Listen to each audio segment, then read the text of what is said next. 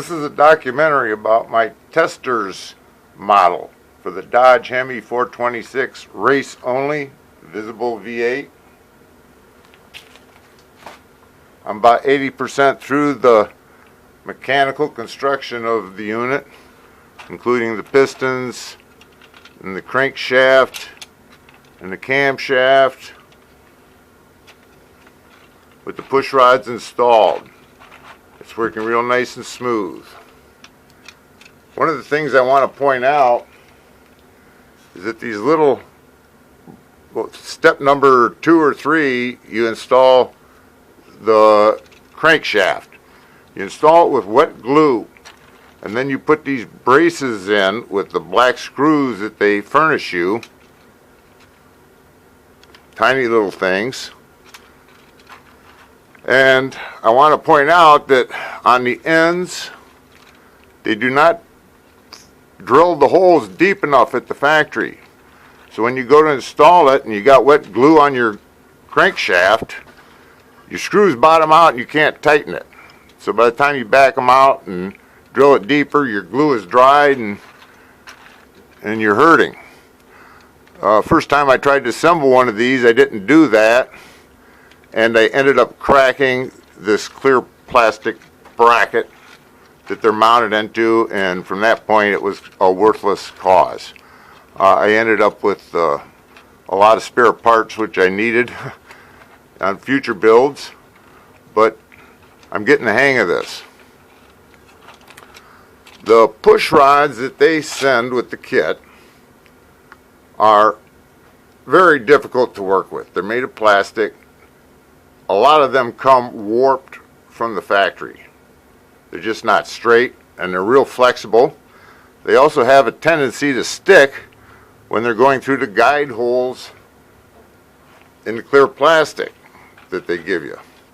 So I make my own push rods by cutting off the end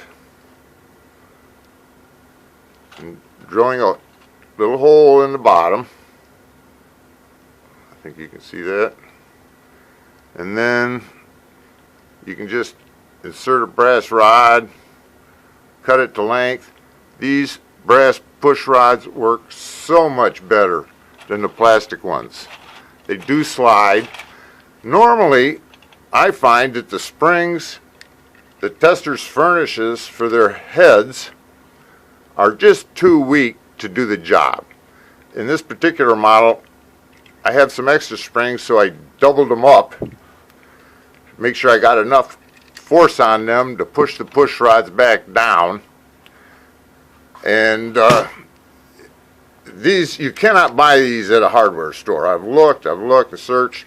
They're like a .005 thickness spring. The closest you can get is .02, and those will work good if you take the time and cut them to length.